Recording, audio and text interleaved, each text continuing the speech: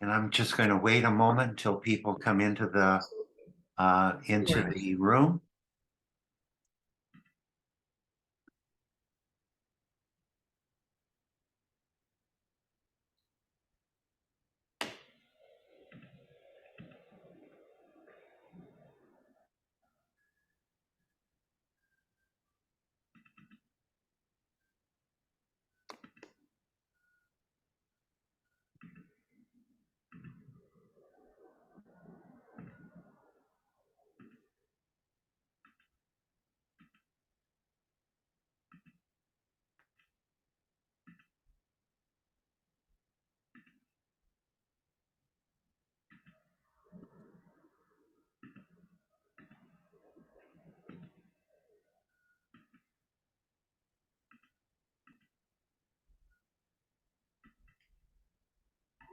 Good afternoon. My name is Richard Hecht. I'm an emeritus professor of religious studies. And for those of you who follow the Taubman Symposia, you know that I've been introducing our speakers for many years. It's a great pleasure to have this event, as you'll see in just a moment. But I want to begin by I want to begin my introduction to Benedetta, Jasmine, Guetta by thanking two people who have helped to do something that has never been done before in the 26 years of Taubman Symposia, namely a presentation on cuisine, cooking, and the commingling of two wonderful food traditions, the food of the Jewish people and, of course, Italian food. These two people are my wife, Lori Harris, who first brought this book, Cooking Alla Giudia, to my attention, and my study partner in our Torah Friday morning group, Richard Cohen, who knows Benedetta very, very well.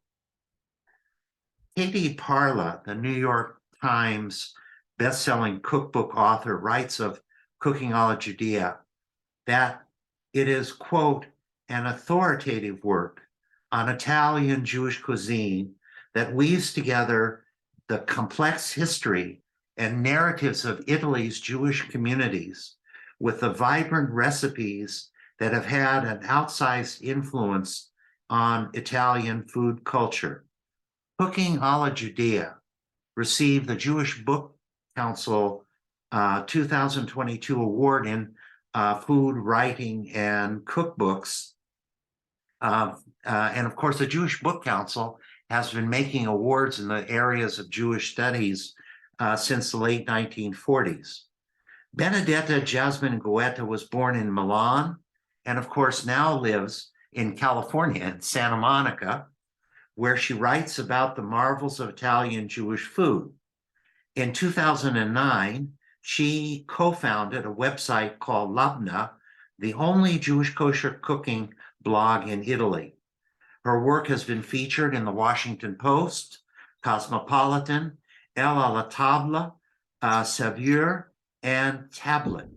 Now, I should also add that she has a wonderful cafe, Cafe Lovi, in Santa Monica. Its address is 1912 Broadway. I've not been there, but the next time I come to LA, I'm going there. That's the only thing I'm going to do, is to go to this cafe. Now, on her website, I have to read this to you. She writes about Alla. And of course, she describes the religious significance of Alla for the holidays and for Shabbat. But then she adds the following, which I think is just marvelous. She writes, Alla, however, is not only a Jewish festive food, it's really suitable for every occasion. It's pillowy and fluffy, somewhat sweet, but not too much. And it goes really well as an accompaniment to most food, from pastrami to Nutella. That's why we have picked it as our signature ingredient for our delicious sandwiches. It's simply the best bread ever. Probably many of us would agree with you, Benedetta. And so now, welcome to our Taubman Symposium. We're interested in finding out all about your wonderful book, and I'm going to turn this over to you now. Thank you. There you go. Okay, I'm now the host. Perfect. So first of all, Richard, thank you for having me. Thank you for the lovely introduction. I don't think I've ever been so thoroughly and so kindly introduced before. This was by far the best introduction I've ever had. So thank you so much. Let me share screen so that I can start my presentation with you. Let's see if we can share screen. There we go. So we don't need my first slide because Richard has already been so kind to introduce me, and we can jump right into the topic. So when I first moved to LA, in general, when I introduce myself, I happen to mention very often that I'm Jew, and the fact that I'm Italian, you can tell from my accent, I don't really have to say. And people are somehow very often surprised. They tell me, oh, are there Jews in Italy? Really? Is that a thing? For some reason, American Jews tend to only interact with American Jews most of the time. And so they're not really familiar with the idea that there are Jews out of, Israel and the US. And those who have had the opportunity to travel, sometimes they have visited Rome, which is, the capital of the country, and as a city has quite a bit of Jewish interest. So they might have come across one Italian Jewish dish that people mostly know, which is the fried artichokes, which ended up on the cover of my book as well. So that's the two things. People don't know that there are Jews in Italy, and if they do know, they think we mostly feed off fried artichokes. Obviously, there is more to our cuisine than that, a lot more to our story. So that's what I set out to write about. Now, I try to keep the history very short when I present. However, we do need some historical context, and I know I'm talking to an academic public, so I'm sure you can live with it.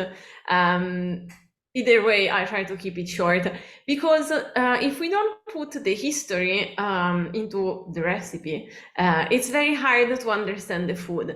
A lot of the food of this very special tradition, which is the Jewish Italian tradition, is born out of very specific historical circumstances. So we need to highlight those first in order to understand the food. So very briefly, and I'm not going to go through all of these dates, but just a small selection. You want to remember to begin with the Jewish-Roman Wars, because during the Jewish-Roman Wars is when the Jews first established themselves in Italy. That makes us probably, by all accounts, the oldest diaspora in the world. These Jews established themselves in Italy straight from the motherland. They came from Israel as slaves, most of them. And so those were the early settlements. And those early settlements are the start of what today we call the Jewish Italian community. That community is very special, as we will see later, because having come straight from the motherland, say from Israel, those Jews were not Sephardi nor Ashkenazi. They were their own thing. And over the millennia that they have lived in Italy, they have developed their own very special culture, which is unlike anything we usually know when we think about Jewish culture and Jewish food. But more about that later. So just keep in mind that's where we start. Then we want to keep in mind another really important and very basic date that I'm sure you're all familiar with, which is 1492, the date of the Alhambra decree. That's the year when the Jews were expelled from Spain. And just for clarity, it affects us because southern Italy at the time belonged to Spain. So Sicily, for example, would have had to deal with the decree just as much as Spain did. Two more dates I ask you to keep in mind, really basic, really essential. are the creations of the ghettos, respectively, the first one in Venice, the second one in Rome in 1516 and 1555. The reason why I ask you to remember these two dates, we don't need the date in particular, but the notion of ghetto is something that I really need us to focus on. First of all, well, again, this is a very educated public I'm talking to, so you probably know that ghetto itself, the word comes from Italian. Italian have the, not exactly glorious title of inventors of the notion of ghetto. It was Italians who decided to, segregate the Jews away from the Christians in their own quarters. So when the ghettos were instituted, you would think it's a really bad outcome in general to be locked in a ghetto. However, from a culinary perspective, there is a silver lining, because the fact that Jews were contained, the fact that the options for them were limited, the fact that, for example, their career opportunities were also limited, did determine and shape the way that Jewish population ate in very, very specific ways that would have not evolved in that direction otherwise. In addition, the fact that the Jewish population was somehow contained in a ghetto allowed a number of traditions and recipes to be preserved over the centuries, which otherwise could have easily gotten lost. So this is it for now. We might go back to this the list of dates later, depending how much I overtalk. And let's now dig into the food. Oh, well, one more thing about the food and one more thing about the history. As I was starting to tell you, the Jews that established themselves in Italy came straight from Israel. So we're not Sephardi or Ashkenazi. We're our own thing. We call ourselves Italkim. We call ourselves Italians. And what is interesting about our cuisine is that it's nothing like what you would usually eat. For example, in the US, most of the US population comes from of the Jewish population of the US comes from an Ashkenazi background. So you would be eating, your matzah balls and your gefilte fish. There's no such thing as matzah balls or gefilte fish where I come from, to the point that when I met my boyfriend and his daughter, I had to learn to make matzah balls because they expect them for Passover. So I picked it up, but it's not something that belongs to my heritage. We have nothing like that in Italy. So that's why it's sort of, I think, interesting to see that there are other ways that you can express being Jewish in the kitchen that are not the mainstream ones that we're familiar with in the US. So when I started writing this book, my editor, who's a wonderful woman, really wanted me to narrow the topic. I had over 400 recipes that I wanted to record in the book, and it turns out that I could only afford about 150. So I had to answer a question, which was, what is Jewish Italian food? And to answer that question, I decided to try and tackle the problem from a couple of different directions. It's been very important for me to obviously record what the Jews of Italy have been cooking for generations, so the traditional dishes, obviously. On the other hand, to those traditional dishes, there are two possible conjugation, if that makes sense. There are the traditional dishes that are Italian but have a Jewish spin, because they have been adapted to the Jewish dietary needs to the point that they're different from what the Gentiles would eat. And then there are the dishes that are historically Jewish in that they were really invented, created, either in terms of ingredients or in terms of combination of flavors by the Jews, and were known as Jewish dishes throughout the history. In addition, I wanted to record the third aspect of what I ended up labeling Jewish Italian food, which is how were the Jews influenced in what they ate by the social and political and economical conditions of Italy as their country, as the country where they lived. which brings us back to the reason why I asked you earlier to think about the ghettos, because the Jews had to overcome a number of cumbersome and challenging persecutions from the Pope and from all of the local authorities that they were living with. And that also shaped the way we eat in ways that would have not, again, necessarily happened had we been people among the other people just free. So without further ado, let's start talking about recipes. In this slide, you see a very interesting dish. It's called orecchiette. Orecchiette translates to small ears. Orecchiette come from the region of Puglia, at least that's what Italians believe, or Apulia in English, I guess.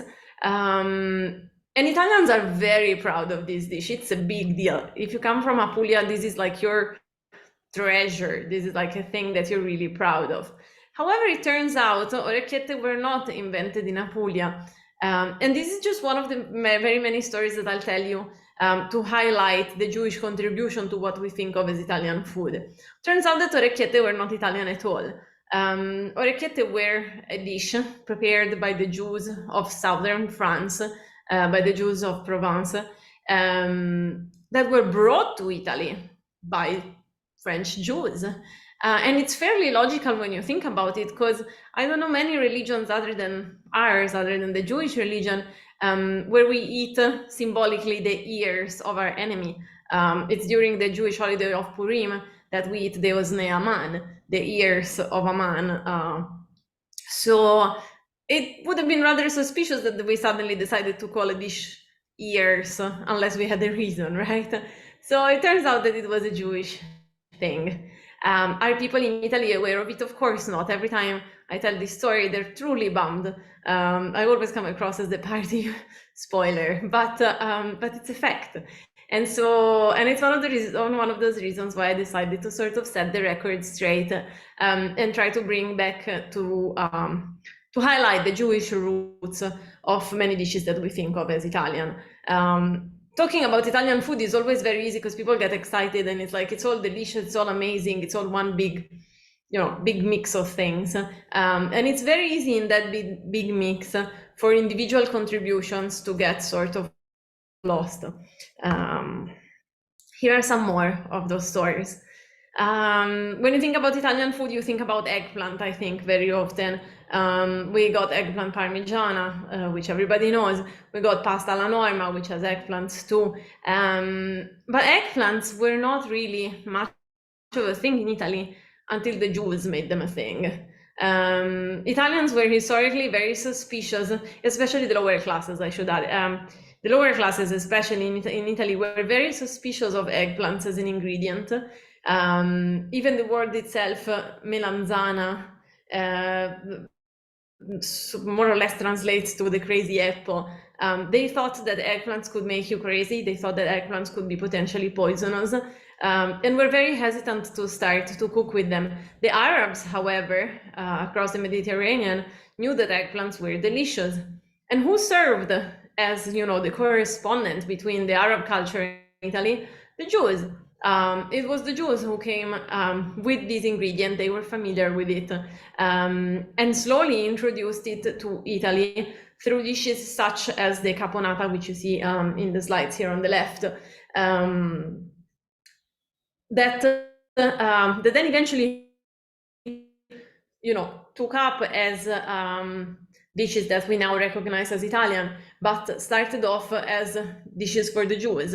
All the way until the 17th century, eggplants are recorded in Italy recipe books as a food best for Jews and dogs, not really a thing.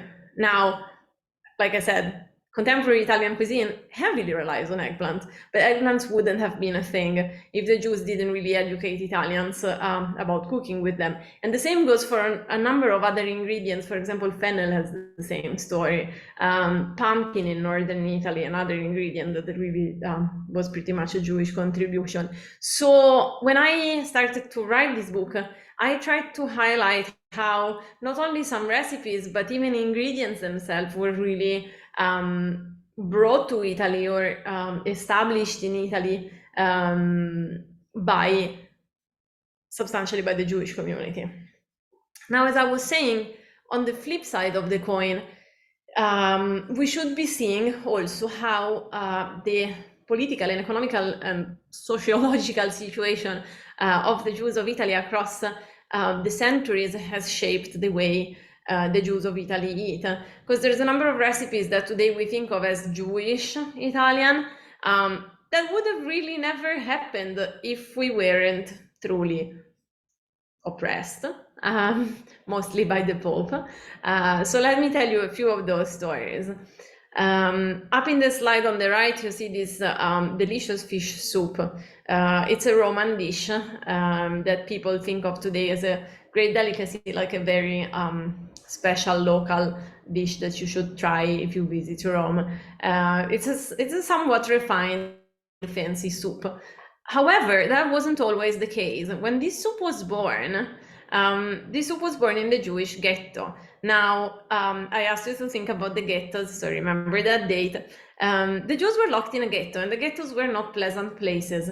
They were crammed, there was great poverty, people were living one on top of each other, health was rather precarious, and the conditions were overall very hard.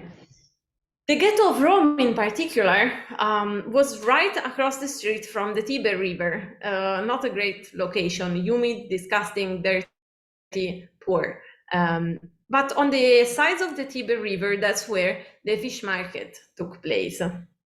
Again, not a great neighborhood. You don't want to live near the fish market in general in life. So the Jews were so poor, the options for them were very limited. They couldn't undertake most jobs. A lot of jobs were not allowed for Jews, and they had very limited resources. So what would the Jewish women do? They would go to the Tiber River, where the market was taking place, but they would go at the end of the day when the leftovers were just abandoned by the fishmongers, and they would collect whatever was left, scraps, heads, tails, whatever looked kosher. However, those scraps and heads and tails were just, had been sitting there all day, not the best food again, even once you collected the scrap. So the only sanitary and hygienic way to cook these leftovers and hope for the best, not to get food poisoning, was to boil them in a soup. And that's how the Roman fish soup was born. Now, like I said, we think of it when, if you ever visit Rome, we think of it as a local specialty. It's delicious, it's high end, but it wasn't always the case. When the Jews came up with it, it was the simplest and the humblest of food, born out of necessity. A similar story is the story of this other dish that you see in my slides right below. It's a dish called in Italian aliciotti con l'indivia. Aliciotti are like sort of fat anchovies, and indivia is curly endive. So how did this dish came to be? This dish is substantially, imagine it like some sort of a pie. You put the fish, you put the endive, you put the fish, you put the endive, and you chuck it in the oven. Weird combination, if you ask me. I wouldn't generally layer salad and fishes in my pies. However, there are historical reasons for this dish. So at some point, the Pope decided that the Jews were only allowed small fishes. Why? Because the Pope had arbitrary whims, and he had decided that even if you were a Jew that could afford a little something, you couldn't have any luxuries. And one of those luxuries were the big fishes. So you couldn't have, a nice branzino. You were gonna have only sardines, anchovies, the smallest, least desirable fishes, because the Pope said so. And then the Pope said so about another random thing. He was like, you can have salads, but you cannot have them with meat or eggs. And the Jews were like, damn it, what are we gonna have them with? We're left with the little tiny fishes again. I'm simplifying, but that's roughly the story. So the salad grew easily available. It was easily available in, everyone's courtyard could grow a bit of salad. The fishes were all they were allowed. They couldn't put the salad with anything else. So they came up with this dish. Funnily enough, it's delicious. would they have come up with it had the Pope been more reasonable? Probably not. But given that the conditions were such and the rules were such, this is how the dish was born. And again, if you go eat it today in Rome, it's a local specialty, it's delicious, yada, yada, yada. But the story of the dish is, I think, what really makes it fascinating. Because the dish on its own is yummy, but it doesn't mean as much, right? Without the story. Now, there are more of these stories. I don't have the pictures, but I'll throw in one more that I think is funny. Another Pope, another bizarre rule. At some point, the Pope was like, the Jews can eat cheese, but they cannot sell it. And the Jews were like, damn it, fine. However, they had been selling these cheesecakes, which had cheese in them. So what did the Jews do? To overcome the prohibition, they started making these cheesecakes with a really tight lattice or a whole crust on top, so that the guards of the Pope, however, the authorities, could not see what was inside the cake being sold. So again, now you go to Rome, you go to the Ghetto, there's this bakery that's very famous, they sell these pies, and they sell them with a really tight lattice or crust on top. Are they delicious? Absolutely. But is the story more fun to tell once you know that it was just a trick that the Jews had to come up with because the Pope had really bizarre ideas? I think so. So I'm gonna skip, and Richard, correct me if I'm wrong. I'm gonna skip the rules of eating kosher because I'm assuming that people here are more or less familiar with the overall notion of kasherut. Or do I not? Wait, because you're muted.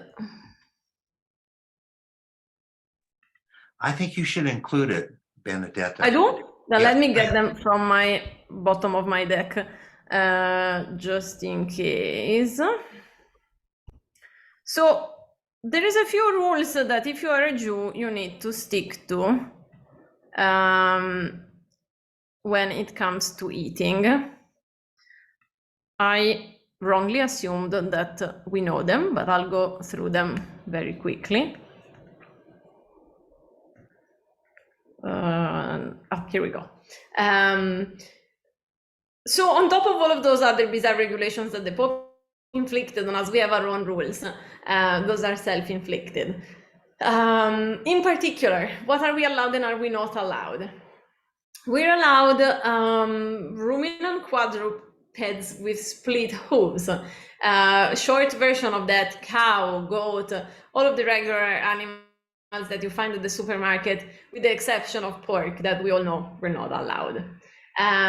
We are allowed fowls and geese and ducks, which is something that is worth remembering. Of course, we're also allowed chicken and turkey, but when it comes to Jewish Italian food, we want to keep in mind for a moment that we're also allowed geese and ducks, because those are ingredients that the Italian Jews were really keen on. When it comes to fish, you should know that we're allowed fish with scales and fins, so we're not allowed crustaceans and all of those other weird creatures of the sea.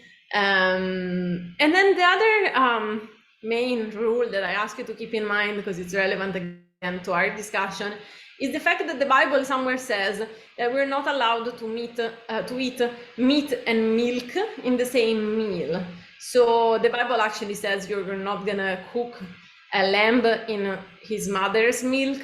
However, our rabbis, because they're careful people, they decided we don't do meat and milk in the same dish or in the same meal. Now, if you keep this rule in mind, this in particular, the rule of not mixing meat and milk, Italian food can be very tricky because there's a number of recipes where we do in Italy mix meat and milk.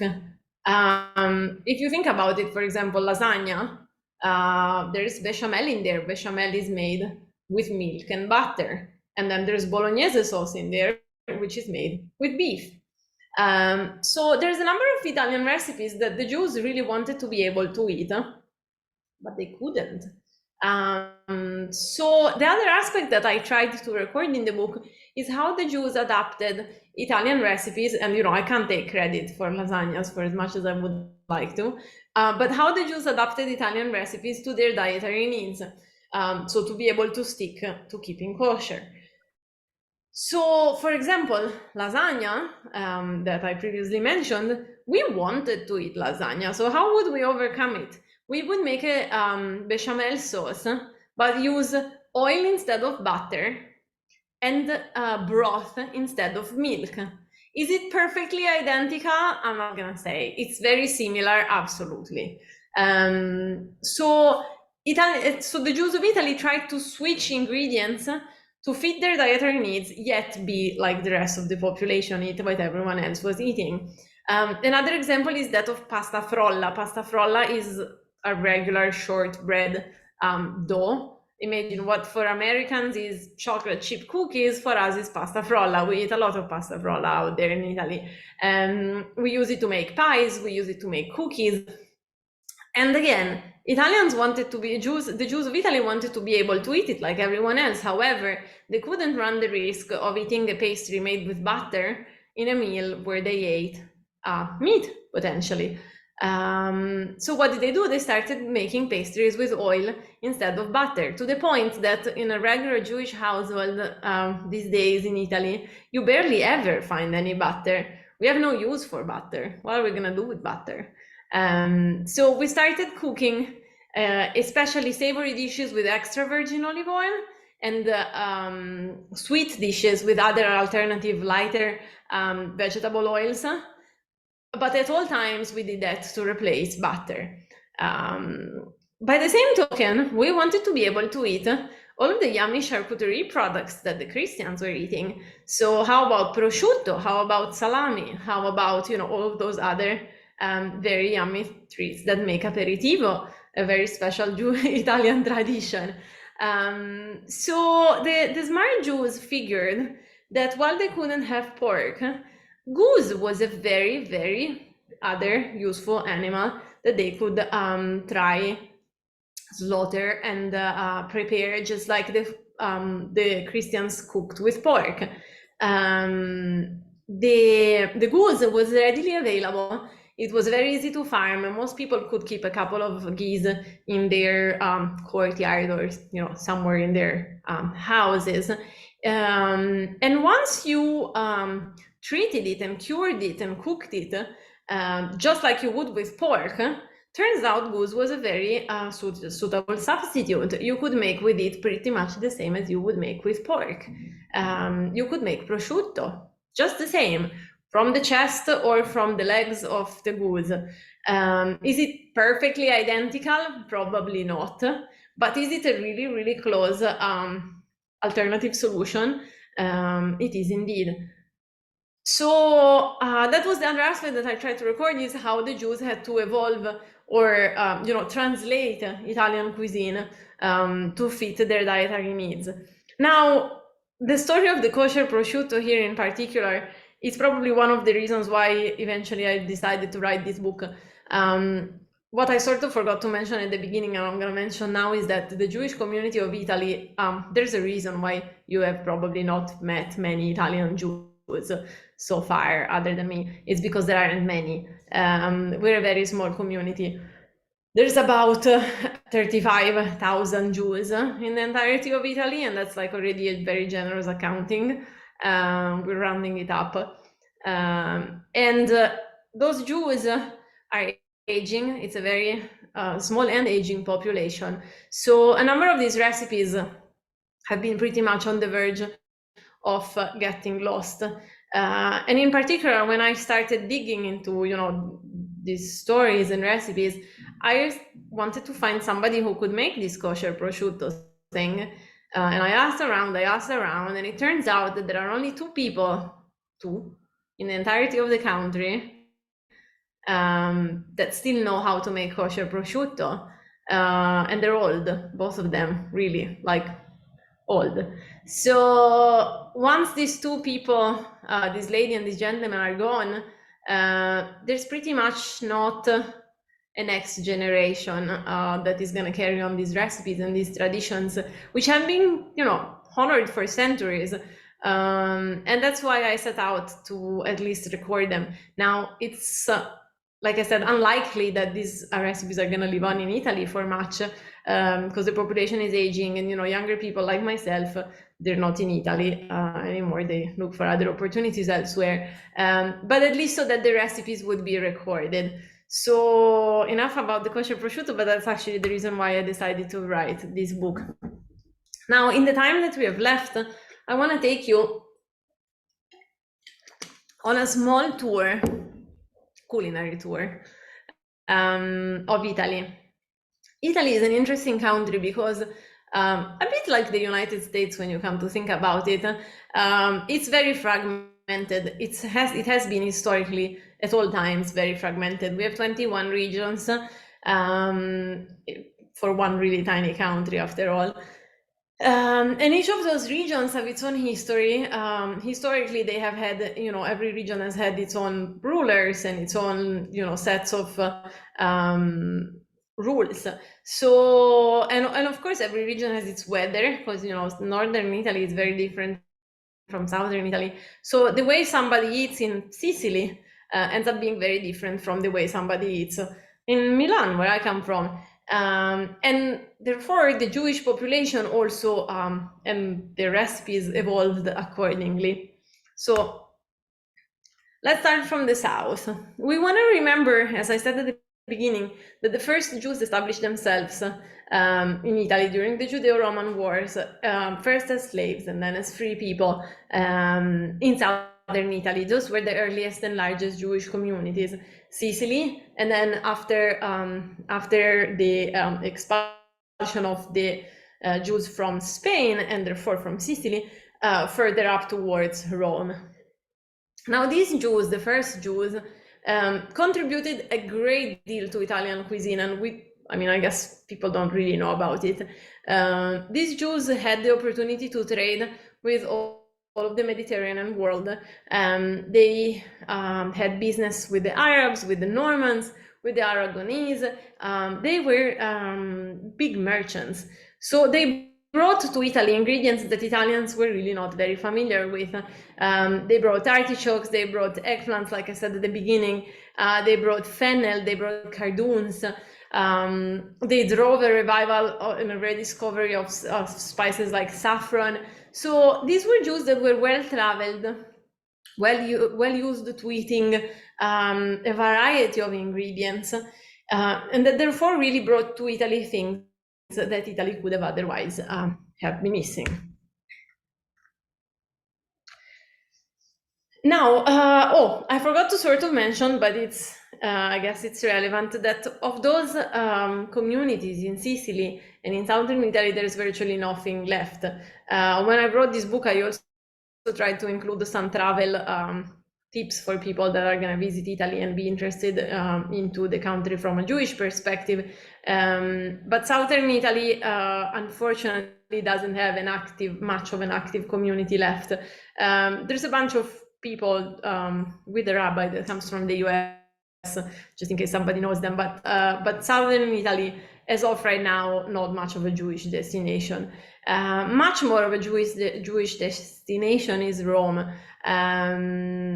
Like I said, all you need to know about Rome is really the fact that the Jews for a really long time there lived in the ghetto, and that pretty much determined, like I told you earlier, how their cuisine developed. Rome today is our largest Jewish community in Italy. Most of the Jews of Italy reside in Rome.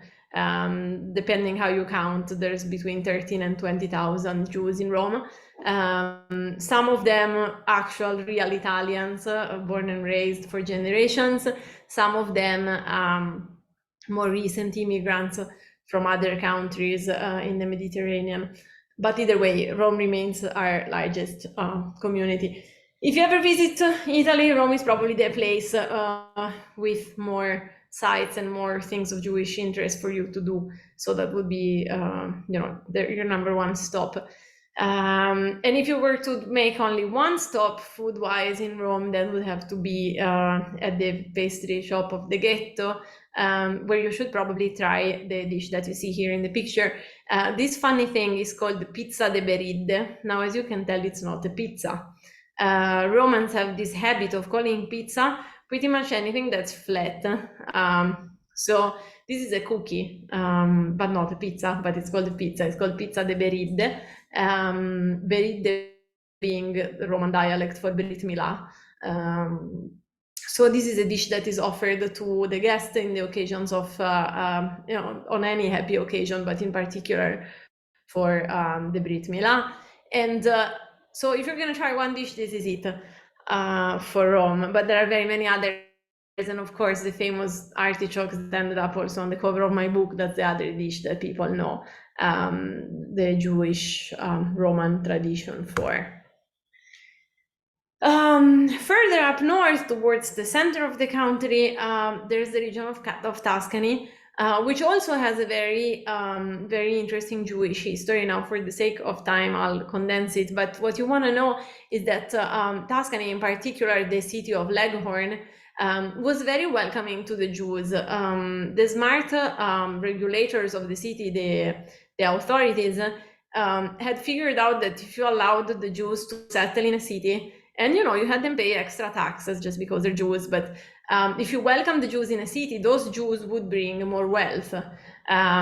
So at some point, Tuscany had a really lively and thriving Jewish community. There have been Jews in many cities in Tuscany. Today, most of them live in Florence.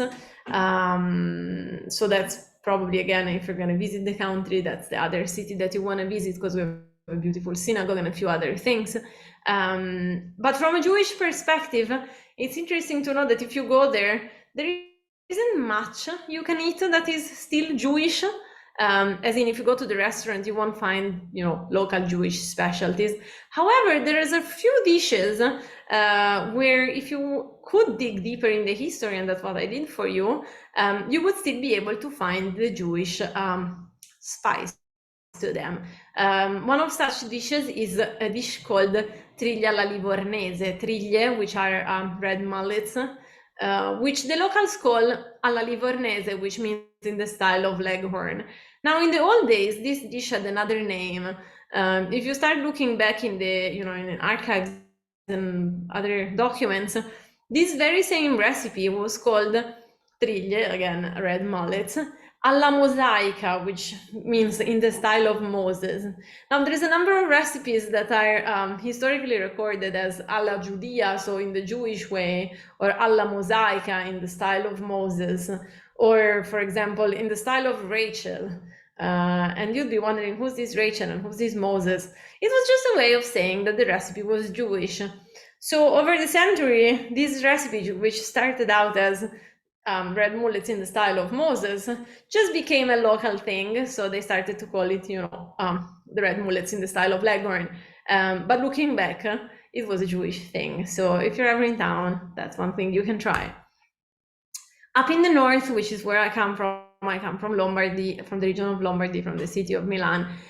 There's two regions that are, again, of Jewish interest. Let me reverse my slide. Lombardy is where the second largest community, Jewish community of Italy is, Milan. Right after Rome, we're the second one. Milan is a more recent Jewish community, and it doesn't have much history. However, the region itself, Lombardy, has had a very interesting Jewish history. In particular, cities in the countryside, such as Mantua, have had historically a very interesting and rich Jewish history, which we still find traces of. Of course, in the synagogues, there's a few synagogues left that you can visit, although there are not many Jews there, but also in the food. One of such examples is the usage of pumpkin. In this region, people didn't used to cook with pumpkin as much.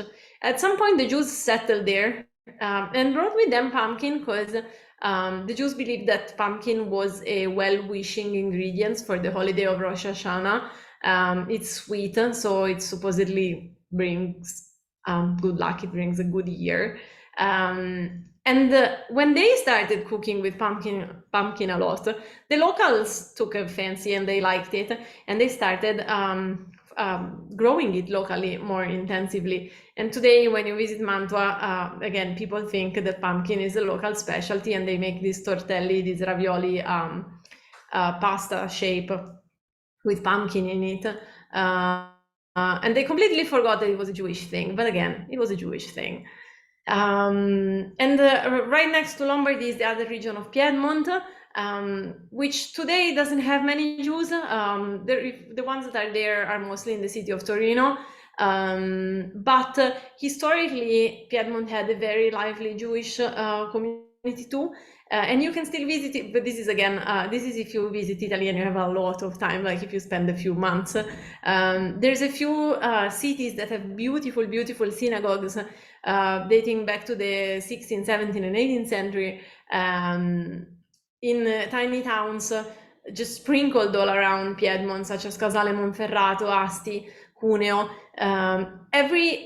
Each and every one of these tiny towns used to have a Jewish community, and now those Jewish communities are pretty much lost because they all moved. I mean, the Jews that were there moved to bigger cities, but you can still visit, like I said, the synagogues, and usually once a year they go back to open them for, for the high holidays. But again, great places to visit if you're in the neighborhood. Last but not least, we're going up north. We're going also towards Eastern Europe. There's two cities of Jewish interest that I think are worth knowing about, which are Venice and Trieste. Now, in these two communities, there was a very interesting melting pot of Jewish influences, because especially in Venice, but also in Trieste, there were three bunches of Jews that ended up settling there. There were the German Jews, the Tedeschi, that obviously came from up north, who contributed to Italian food. The special ingredient that I told you earlier, the usage of goose and duck and their byproducts to Italian cuisine. It was substantially them who came up with the idea, and then Italians were like, oh, clever, we should try that. Then there were the Ponentini Jews, who came from Spain and Portugal, so more like the Sephardi Jews. They contributed to Italian food a few different ingredients and recipes, but in particular a great preference for marzipan. As you will find if you ended up taking a look at my book, we do cook a great deal of desserts with almond and sugar paste. And that's definitely the Sephardi contribution to Jewish Italian cuisine.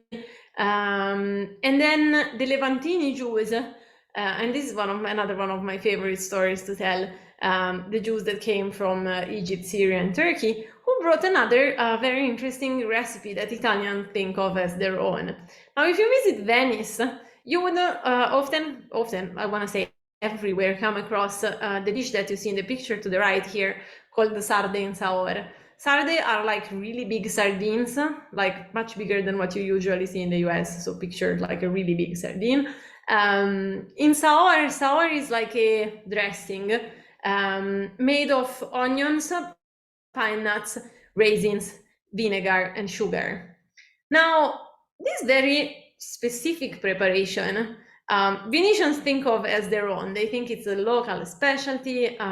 They're very, very proud of it. Like I said, every restaurant would serve it. However, it's weird by Italian standards. Italians don't really do sweet and sour much, which should have made them suspicious.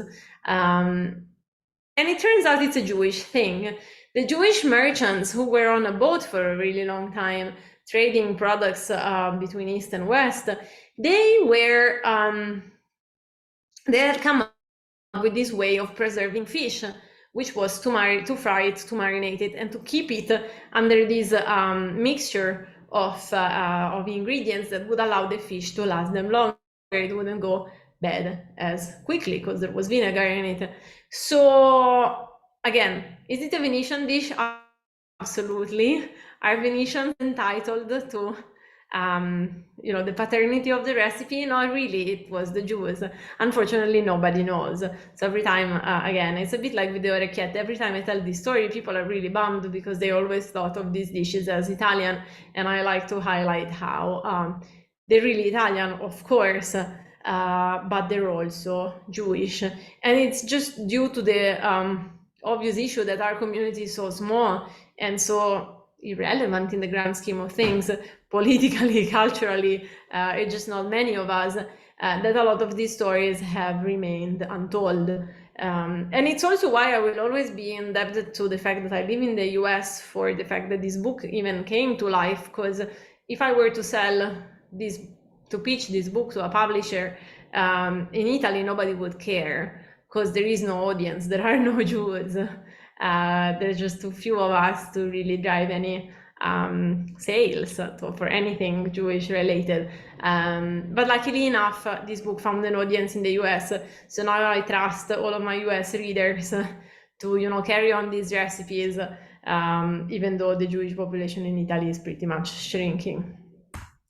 I think this is it for us today in terms of slides, and I'd be happy to take questions if there are any. Yes. So if you have questions, please send them to us through the question and answer, and I will read them off so that Benedetta can respond. And the first is from one of our senior colleagues, Steve Zipperstein, who writes, "What a magnificent presentation. I will buy your book and visit Cafe Lovi very soon. Do any other restaurants in the US offer Jewish Italian specialties? Restaurante the Tanzi in New York City used to have a secret Jewish menu, but I have not been there in more than 20 years. What I am really asking is, when will you open Cafe Lovi in Santa Barbara?" So I first need to say that unfortunately Cafe Lovi is not really a Jewish Italian restaurant. I would love for it to be so, but it's a really tiny coffee shop. So all I can serve there, like I said, is challah sandwiches. That's what we do. And we do have one item on the menu, which is the eggplant caponata, the eggplant dish that you saw in my slides at the beginning. But that's pretty much it, unfortunately, in terms of my capabilities, because the place is really tiny. So to answer your question, no, I am not aware of places where you can really enjoy Jewish Italian food anywhere outside of Rome, really, pretty much, and a tiny bit in Milan. It's like I said, it's a very niche tradition that I don't think has unfortunately had as much share of popular knowledge as I wish it had. So no, I'm afraid not. I'm afraid I can't be of help. The only way I can be of assistance is going to be inviting people to dinner. So whenever you're in town, you guys let me know. Thank you. We have another question from one of our participants, Daniel, who writes, "I just bought your book online!" Exclamation mark. In the meantime, could you show us a favorite beef dish? Yes, that's a lovely question. I'm trying to open on my website my favorite dish that you would also find in the book. Let me share screen again. Can I share screen again? Let's see. Yes. So, sorry for the screen, it's so tiny, but if you look at this dish, this is called stracotto. Stracotto means overcooked. It's a very simple roast of beef with tomato sauce that we prepare for Shabbat. It's a Roman dish. And that would be by far my favorite thing. It would be like saying, that's another thing I had to learn in the US, brisket. You know how you guys make brisket for the holidays? We make stracotto. So that would be like the moral equivalent of brisket. Like if it's Hanukkah or if it's Shabbat or if it's whatever, you just want a dish that sits in a pot for a really long time until you're ready to serve it and just gets better with time. That's the dish. And what is great about this recipe, a trick that I learned from Roman Jews, is that they make this stracotto, the sauce, they make it very runny with a lot of tomato. And then the next day, once the meat has been served and eaten, they use the sauce to serve with pasta. So it is a pasta dressing. So it really makes you two dishes in one go. So it's very clever in that way. That was a great question, Daniel. Thank you very much. Yeah, I agree. That was one of the best questions. Yeah, I'm gonna explore that recipe immediately. So we have another question. I want to preface this question by pointing out that one of the things that we wanted to do when we started the Taubman Symposia a quarter century ago was to show the interaction between Jews and the cultures in which they existed. And I think this Yes, presentation, that's it. looking back over all of the presentations we've had, which are in the hundreds now, this is one of the best examples of the impact of Jewish culture and the sociological situation of Jews, and their impact on a culture around them, namely Italy. So it was fantastic. Now, let me read this question because it's a Yeah. very interesting question from Alessandra. And she writes, how would you recommend incorporating these pieces of information to my friends in Italy? I'm an Italian Jew and would love to explain this to them, but don't want to get shut down. Yeah, so I am the chief party pooper, as I said before. Every time I tell people these stories, people are truly bummed for the first 5 minutes because they thought all of these recipes were, their own, especially if they come from the region where that recipe is known for. That's usually is a first rather unpleasant couple of minutes. However, on the other hand, you would be surprised how interested Italians are about learning about Judaism and Jews. So one of the fascinating things about the Italian Jews is that they're, I guess, like many other Jews worldwide, fairly secular. Like, you meet an Italian Jew and you wouldn't know he's Jewish, like unless I'm sporting a big Magen David, people wouldn't really know that there are Jews in Italy because we're not very vocal about it. We just go about our business and do our things without necessarily telling people about our identity. So at all times, I've always been confronted, other than the initial, "Oh, how's that possible? That recipe is mine. My grandmother made it." Other than that initial moment, there's generally a great deal of curiosity towards Jews in Italy because, like I said, as an Italian, you can go your whole life without meeting a Jew or without knowing you met one. So generally, it opens the opportunity for a conversation that you wouldn't have in the US because people in the US are familiar with Jews. You've met Jews. You've got school classmates who are Jews. But in Italy, it's not the case. So in Italy, people would be very curious to know more about your religion. They would be like, "Oh, so what are these Jewish things? Like, what do you do for the holidays? What is your religion like? Do you believe in Jesus?" Forget the ignorance, but that's the average level of Italians. So it opens up the opportunity to teach people more about the Jewish religion as a whole, which is generally very interesting and very interesting to them as well. Okay, we have a follow-up question from Steve Zipperstein, who writes, just to follow up, and this is a very interesting question that Zipperstein asks. He says, there are many Italian restaurants in Tel Aviv, but very few of them offer Italian Jewish dishes. Do you find it ironic that Italian Jews who make Aliyah seem to leave their traditional cuisine behind? So I think I wasn't as excited about Jewish Italian cuisine until I realized that other people were excited about it. I find, often discount our own identity. It's like whatever we grew up with. And after all, it's somewhat similar to whatever the other Italians grew up with some of the time. So it's very easy to just sort of discount it and be like, yeah, it's whatever. It's what we did in my household.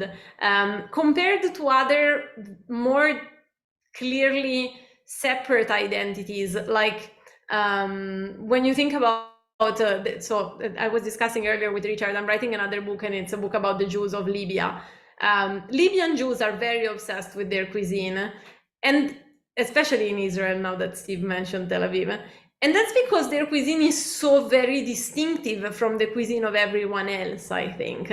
While Italian cuisine and Italian Jewish cuisine, they're similar. Like, it takes a geek like me who wants to study the history and look into the things to really find out the roots of the recipes. So I just find it's probably easier for people to do what most people do, just paint it all with a really wide brush and say Italian. That's it, all good. Like, it's simpler, it just simplifies things. But again, it's a pity, and it's worth pointing it out. It's worth trying to make a case for this cuisine in particular. I'm not sure whether this question in the chat came only to me or if it came to everyone else. But there is somebody asking what is Jewish life in Italy today. And it's interesting that he asks. So, like I said, there are not many Jews in Italy. And what I think is interesting about us as a community, or at least the thing that I found most strikingly different from life in the US, other than the fact that we're not Ashkenazi, is that the Jews of Italy are more observant as a whole than American Jews, in my experience, at least on paper.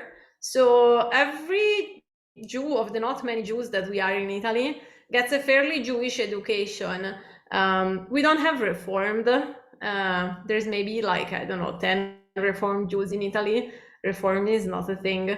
So you have to grow up fairly Jewish, whether you want it or not, because you're going to go to a Jewish school and they're going to raise you as Orthodox as they can. So I think that's one very interesting difference with the US, because as soon as I moved to the US, I was like, oh, Judaism here is so multifaceted. Like, there's just so much more to being Jewish in the US than there is to being Jewish in Italy. And then in Italy, at that point, you really only have two choices. You can be religious, and by religious, they mean very religious, or you just let it all go and you become, like, you know, fairly assimilated, fairly secular. And that's how the community is shrinking, and there are not many options. And that's why, at least to me, it was very important to see that there is a different way to be Jewish abroad that is sort of more inclusive and more open to modern times. So I wonder, we're coming to the end of our time with you, Benedetta, but I'm good. there's one more question. There's one more question, and I'm dying to find out your answer to this, because it's our friend Daniel again who asked about that beef dish. That it's a true foodie from the look of things. But so Daniel writes, and this is a wonderful question, Daniel. I'm so glad that you asked. You say, dare I ask for a favorite unusual dessert? And then in parentheses, cherry or plum would be extra credit. Oh, well, that's very easy, and I'm gonna go for the extra credit too. I got this. I got it up my sleeve, and I'm gonna have this question like tie up with Noah's question, which again I'm not sure people can read, but Noah was asking me, if you make one recipe from the book, what should that be? So there is one dessert that I actually mentioned earlier, which was, remember how I said that there's this cheesecake type of pie, which has a pie and a cheese layer. So that cheesecake also has a tart cherry filling. So you have the cheese and the tart cherry layered up, and then you close it up with the crust. So that is a very, very, very traditional Roman Jewish dish. They don't do it in other parts of the country. It's specifically Roman, but I think it's a fun one because it has the history that I told you about the Jews trying to hide the milk from the Pope, and it does have the cherries. So I think we kill two birds with a stone on this one. I think you get the extra credit. Wouldn't you agree, I Daniel? do. I Gets think the I extra deserve it. credit.